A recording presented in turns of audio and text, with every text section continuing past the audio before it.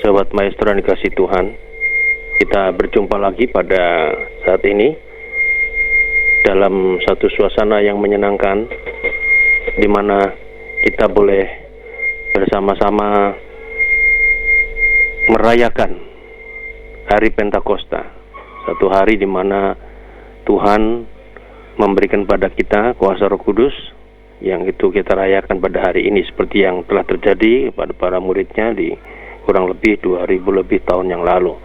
Nah, hari ini mari kita berdoa terlebih dahulu sebelum kita merenungkan firman Tuhan buat para sobat maestro, senior-seniorita yang diberkati Tuhan, supaya kita bisa mendengarkan bukan hanya dengan baik, tapi juga kita boleh melakukan dalam hidup kita sehari-hari, karena kuasa ini kuasa yang sangat istimewa yang Tuhan janjikan dan berikan kepada kita. Mari kita berdoa. Ya Tuhan, kami datang kepadamu mengucapkan syukur buat semua berkat dan karunia Tuhan yang Tuhan nyatakan pada kami, sehingga kami pada hari ini bisa berjumpa lagi untuk merayakan persekutuan kami pada hari Pentakosta ini, hari Raya Keturunan Roh Kudus, di mana hari ini merupakan hari yang istimewa, satu kuasa Tuhan berikan pada kami sebagai anak-anak Tuhan, sehingga kami punya kekuatan, kami tidak khawatir, kami boleh percaya terus pada Tuhan.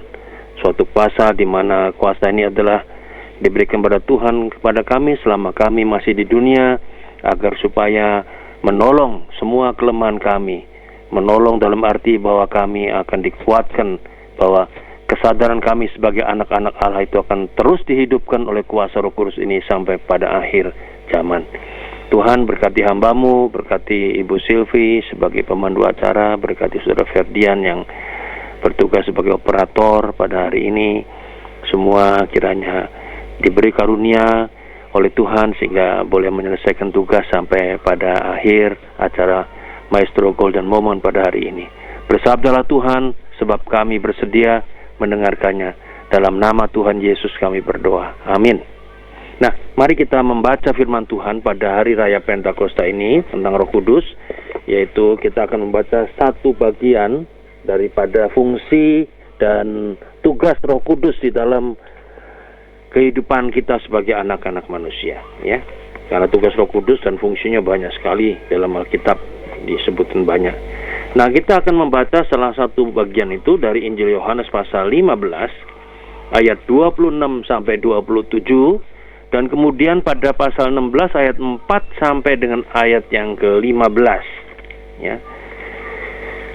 Yohanes pasal 15 ayat 26 sampai 27, demikian firman Tuhan.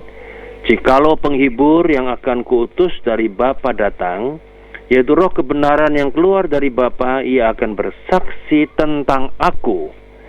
Tetapi kamu juga harus bersaksi, karena kamu dari semula bersama-sama dengan aku. Lalu pada ayat yang keempat, pasal 16,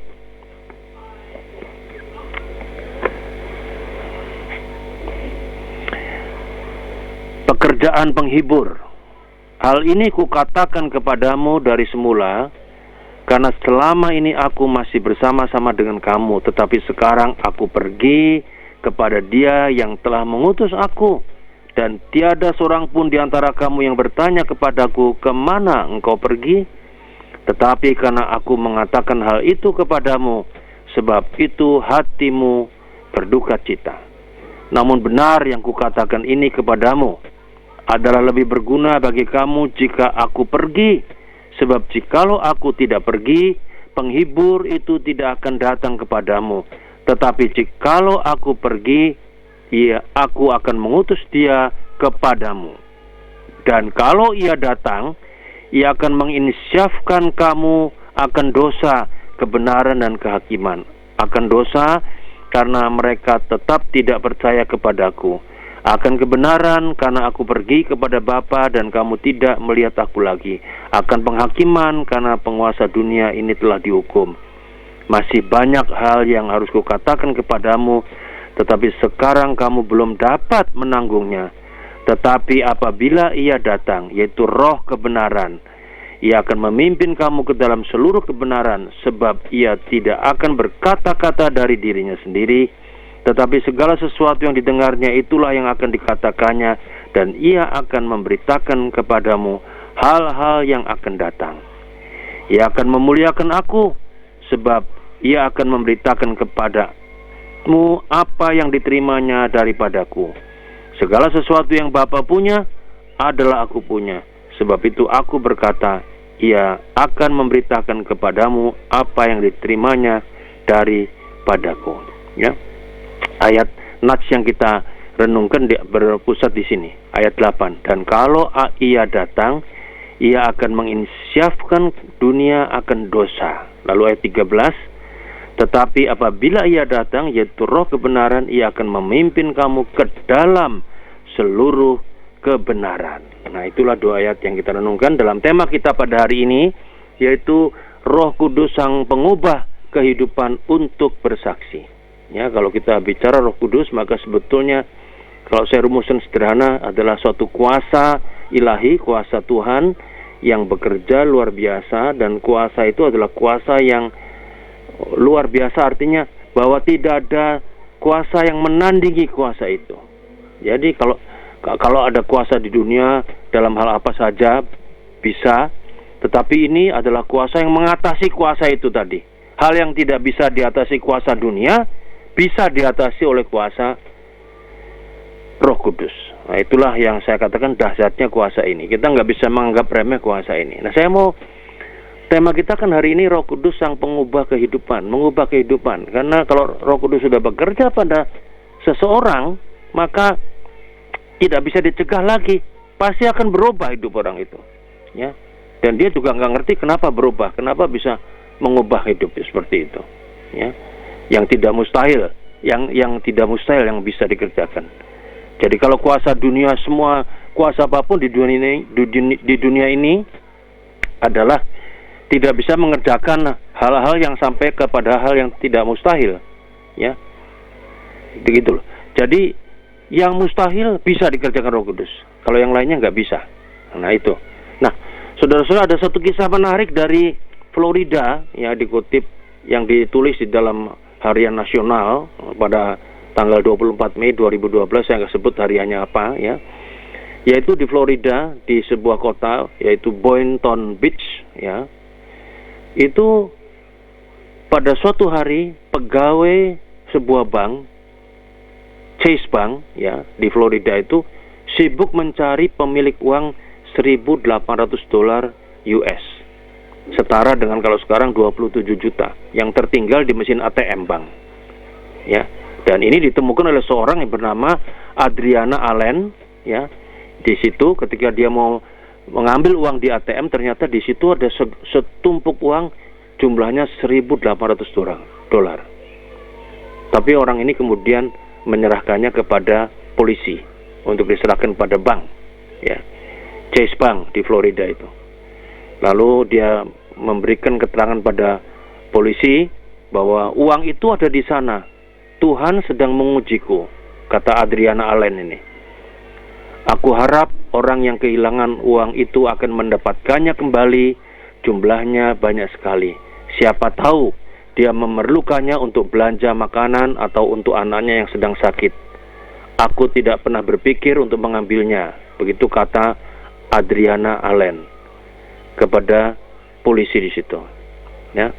Juru bicara polisi itu yang bernama Stephanie Slater itu mengatakan demikian kepada manajer bank Chase Bank di Florida itu, nah, dan itulah yang menariknya di sini kisahnya. Yang menariknya di mana? Bahwa ternyata ada hati nurani yang masih murni yang terjadi di situ pada diri Adriana Allen yang menemukan uang tadi, ya. Itu di mana hati nurani itu adalah pintu yang terakhir dari suara kebenaran, ya, masih ada pada saudara kita Adriana Allen ini, ya. Tapi yang tidak kalah menarik di harian itu pada tanggal 24 Mei 2012 itu di bawah kolom kilasan kawat sedunia itu, jadi itu berita ini ada di kilasan kawat sedunia. Di bagian akhir daripada cerita ini kemudian ada bunyinya ada bunyi begini, coba kalau hilangnya di Jakarta. Nah, titik tidak diteruskan. Jadi, tapi kita tahu apa makna kalimat tadi di bagian akhir tadi, kalimat ekor tadi. Saya coba menafsirkan, artinya kalau itu terjadi di Jakarta, ya mungkin pasti sudah raib. Alih-alih memikirkan siapa si punya uang itu, yang mungkin sedang bingung atau resah dan berusaha mencarinya, malah mungkin dimaknainya, wah ini pertolongan Tuhan ini bagi sang penemu tadi, ya, dengan kalimat yang multitafsir tadi, ya. Apalagi kalau yang menemukannya itu uang tadi adalah sedang dalam masalah keuangan, yang sedang berdoa minta pada Tuhan supaya bisa mendapat uang untuk bayar utang. Nah, kebetulan masuk ke ruang ATM tadi dan dapat segepok uang, maka pasti dia akan segera bersyukur dan berkata, puji Tuhan, Tuhan sudah menjawab doa-doa saya. Nah, ini ada dua hal berbeda. Adriana Allen itu menemukan uang itu di dalam kebenaran Tuhan, ya, karena dia sudah, mungkin dia orang yang sudah hidup baru, ya, dia mengembalikan semua. Tapi kalau orang mengatakan puji Tuhan, Tuhan telah dengar doa saya dapat ini uang, padahal itu uangnya orang lain. Nah, itu saya rasa itu adalah kuasa dari sang pendusta, sang iblis yang sedang mempengaruhi kita, tetapi memakai kata puji Tuhan. Ya, kesaksian hidup Adriana Allen ini adalah gambaran tentang hidup yang dibaharui Roh Kudus, sehingga Roh Kudus itu benar-benar mengubah kehidupannya menjadi orang yang benar, yang bisa mengembalikan uang itu. Kalau Roh Kudus tidak mengubah kehidupannya, ya mungkin sudah mengambil uang itu buat dirinya sendiri. Tapi kalau itu terjadi, maka dia melawan kuasa Roh Kudus. Dia telah berdosa melawan kebenaran Tuhan. Nah, apa yang bisa kita renungkan pada hari ini dalam rangka hari Pentakosta? Yaitu apa? Pertama, tadi dalam ayat 8, bahwa Roh Kudus itu menyadarkan manusia akan tindakan yang keliru atau salah yang mengakibatkan dosa. Roh Kudus itu bekerja di dalam hati nurani manusia, ya, di mana suara kebenaran itu berbisik. Dan semakin kita serius mengasahnya kepada Tuhan, maka suara itu akan berisik, semakin berisik ketika kita melakukan tindakan yang bertentangan dengan kebenaran. Ya.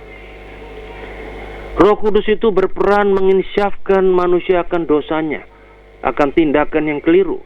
Tadi di Yohanes pasal 16 ayat 8. Roh Kudus adalah Allah sendiri yang berperan di dalam diri manusia. Roh Kudus itulah yang membuat manusia tidak merasa sejahtera apabila ia melakukan sesuatu yang keliru. Apa yang keliru? Yang salah. Nah, tapi kalau kita mencoba menentangnya, bisa. Kita tidak merasa apa-apa. Ya. Jadi manusia itu harus menentukan apakah ia mendengar, mengindahkan suara Roh Kudus, atau dengan sengaja memadamkan suara Roh Kudus. Itu ada pertentangan di situ. Apabila manusia menuruti suara kebenaran, pastilah perilakunya, tindakannya akan berubah menjadi benar. Ia akan mengerjakan hal-hal yang benar. Dan di situ manusia menjadi media untuk Roh Kudus bekerja. Itulah makna sebuah kesaksian hidup sebagai orang percaya. Tidak ada manusia yang dapat menyaksikan karya Allah dengan kekuatan sendiri. Kesaksian yang benar pastilah di dalamnya ada peran dari Roh Kudus sebagai roh kebenaran. Roh yang menginsafkan kita dari hal-hal yang keliru dan salah. Sehingga apa? Sehingga kesaksian kita menjadi kesaksian yang benar. Nah, kalau kita bicara soal kesaksian, maka sebetulnya kesaksian manusia itu oleh Roh Kudus. Ya, harusnya begitu. Yang dimana kalau kita bersaksi, maka itu akan membawa dampak dalam kehidupan kita yang berubah menjadi benar.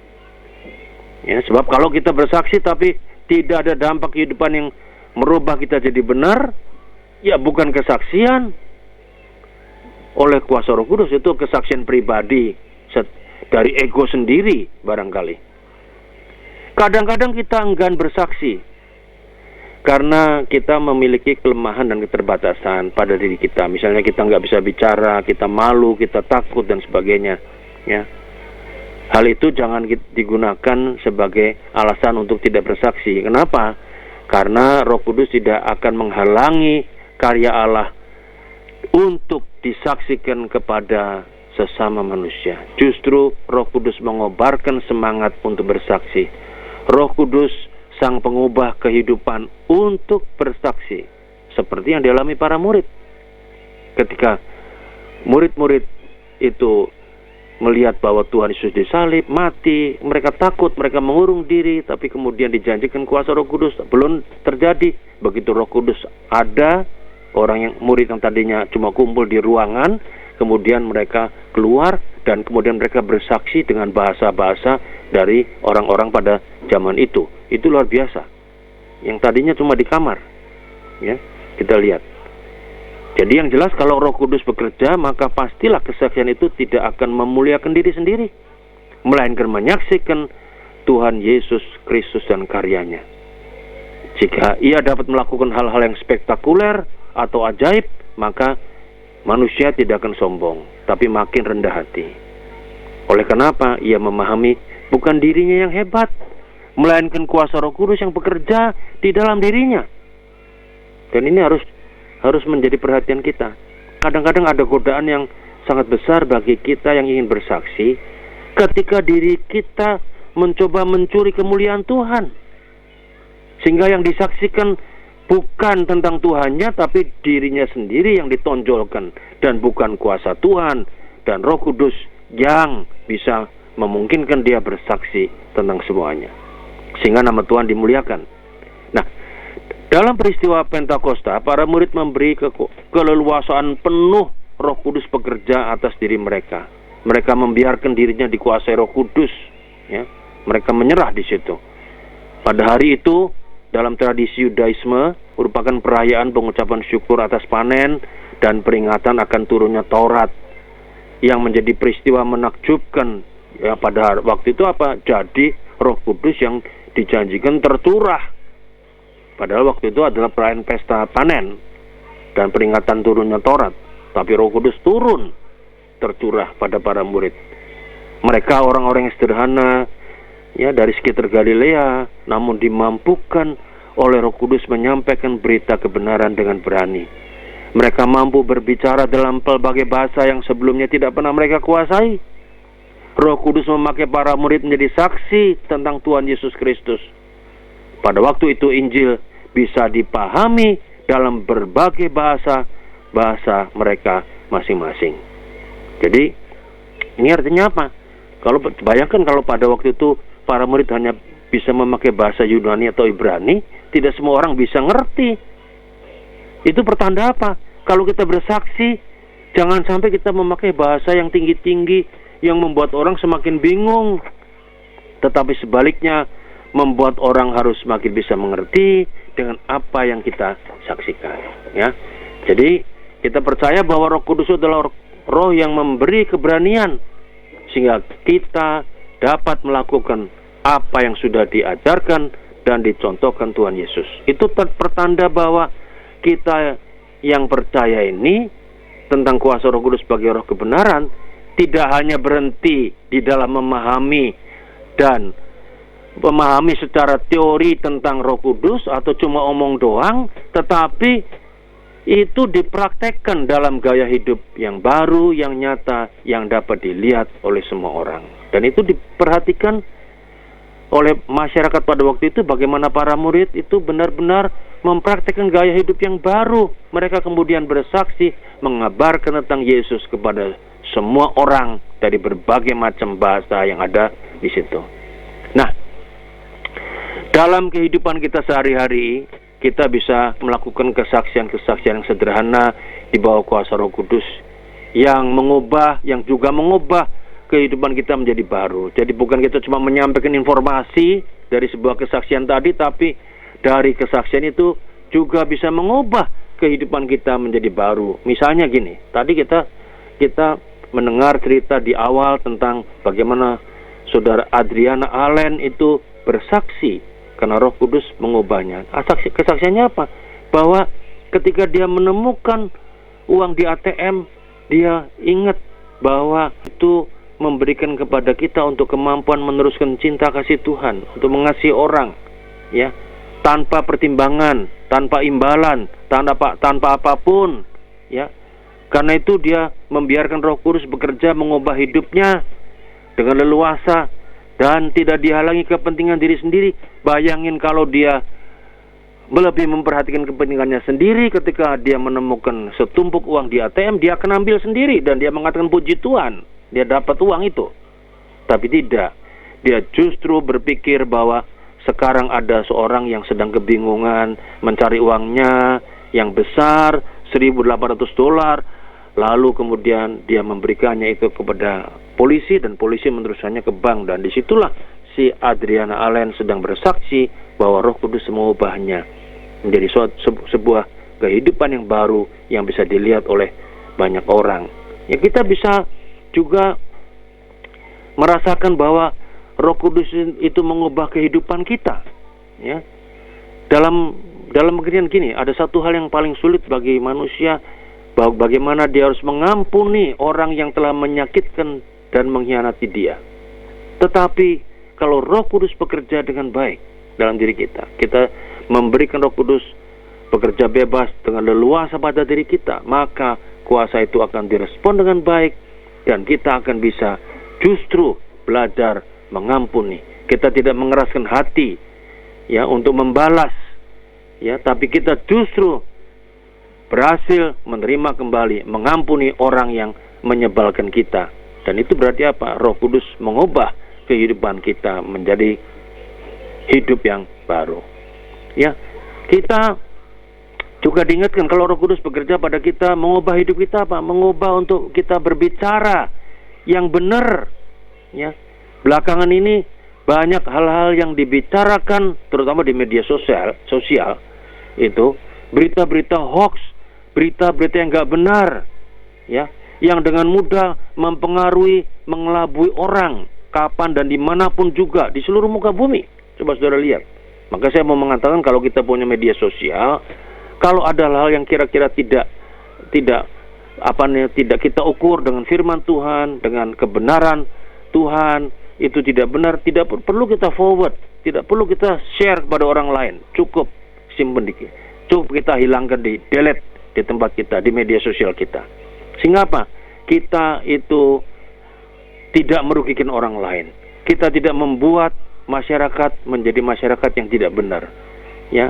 Jadi jangan kita berpikir bahwa kalau kita cuma forward aja itu gampang. Tidak demikian, ya.